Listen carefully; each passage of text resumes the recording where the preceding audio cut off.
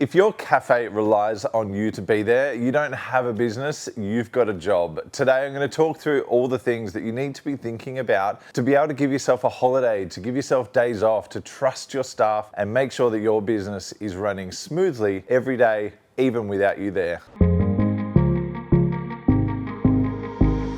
There's way more to running a cafe than just pumping out coffees. If you're in the business of cafes and coffee, you know this, and you know that the worst feeling is the one that you can't get a day off. You can't take a holiday. There's so much pressure on you as an owner. So if you're an owner, here are my top 10 tips to get you through and get you past that moment. Or if you're a staff member, support the owner and implement these things into your cafe straight away to give everyone a bit of a break and make sure the cafe runs smoothly. And we've got to start with number one. It's got to be checklists.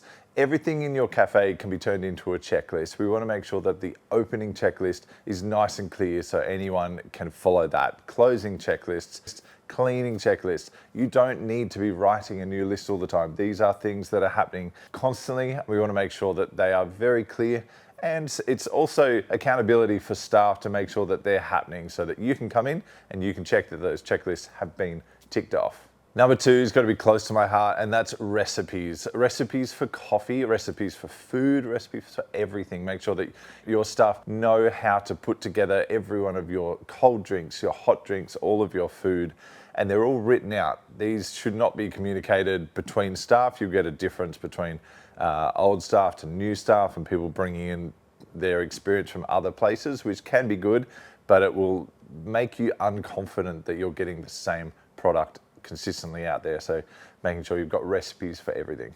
Number three is onboarding your new staff, making sure that there is an easy process, that it doesn't have to be you to onboard the new staff. You should have other people. They might be managers, but you'd be surprised at what other staff members can take on when they're onboarding staff. You should create a checklist for onboarding that staff, create some documentation so that they get a quick and simple rundown, because one of the fastest ways to burn you out is the turnover of staff, and having a good onboarding checklist that someone else can manage is going to reduce that weight from you a lot.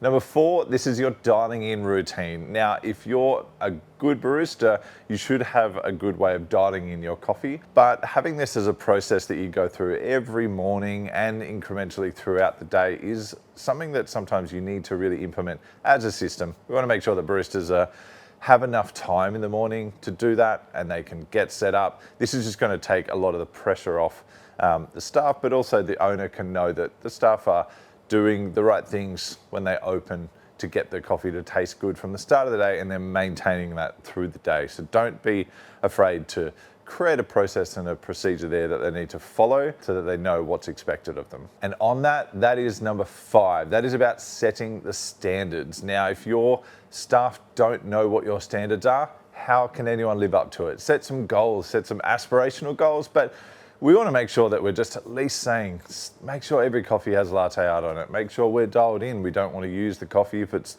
outside of our recipe. So having a set of standards written out is really going to help everyone just to understand what your goals are and what your intentions are for the customer to receive. Even if you're not there, it should not matter who's on the coffee machine. You should be producing the same cup of coffee every single time. And number six is for you to audit your time. Have a look at what your day looks like. Can you delegate some of those tasks out to other people? Are you doing really low value things? Should you be doing other things like talking to stockists and looking at your pricing, your profitability, and not getting bogged down? Maybe you're on the machine and you're the problem. You need to get yourself off the machine, hire someone, get them to fill your gaps, and make sure that everyone's up to speed with what you do and how to cover you. But that will be the only way that you'll be able to detach yourself from the business and make sure that that standard is maintained. Number seven is make a weekly schedule. Now, there's so many things in a cafe that just happen regularly. It can be the cleaning things, there is daily exercises, but there's also the weekly things. Maybe you want to do a deep clean on a coffee machine every Friday afternoon because Sundays are too busy. Because if we leave it up to a Sunday, it might not get done. But we want to make sure there's a checklist on there, we've got that schedule, and we've got just an overview of the things that happen throughout the business on the different days. That can be also who you order with, on what days, from different suppliers. Everything's about having it documented too. Don't leave it up to the conversation. Don't train it to one staff member and then they leave and it goes and you have to repeat the process again. Write it down, have a calendar on the wall, and make it very clear as to what has to happen every day of the week. Number 8 is empower your team. Make sure that they feel like they have the ability to make choices. If you're not there, who do they call? Make sure they have a list of all the people that you would trust if there was an issue. Who are the trades, who are the plumbers or the sparkies, so they can make those phone calls and you trust them. You know that they have good judgment and they're not going to make you their first phone call straight away, to make sure that the cafe can run, they can operate, they can make decisions, but trust your staff. Number 9 is create some default answers to just the regular things that happen in a cafe. Again, we're going to write this down. We're going to have this on an onboarding document, but we're going to have it in a way that anyone can access. These are all things that you should really bring up in the team meeting. You should be communicating this with your team, but have those default answers. Someone that's been with your cafe for a certain amount of time will just have those answers. They'll know that when someone asks for a gift card, you can make a gift voucher and you have an envelope and you can sign off on that. If there's an issue with a customer, what's the standard procedure to do a refund or replace their coffee? Make sure everyone is comfortable with those answers and they're not all coming back to you to get such simple answers to any small things. So make sure they know how to respond to all of those simple things. And number 10, this one might sting the most, but you are probably the problem. You are probably the cog in the wheel that is making it so hard for you to get out of your business. This is definitely what I see when I communicate with business owners and cafe owners, and they are struggling to get out. It's often because they haven't been able to replace themselves, which can be an ego thing. It can be them not knowing how to train that, not having the documentation to do it, feeling like it's overwhelming to get to that point. And I get it. It's a lot of work. You're running the day-to-day, but that's kind of the point. So see if you can start to document these things.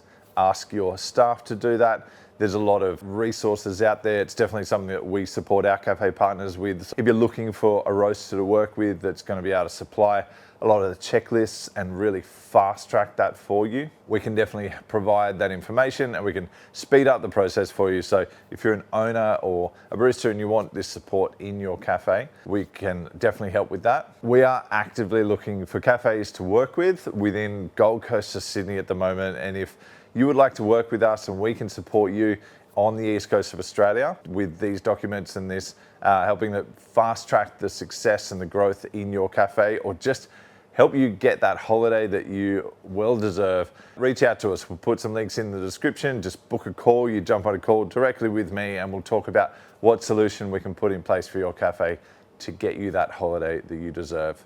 If you're a barista and you work in a cafe and you think that your boss just works too hard, make sure you share this video with them and you help them implement some of those things in there. If you've got any feedback, are you a business owner? Put it in the comments.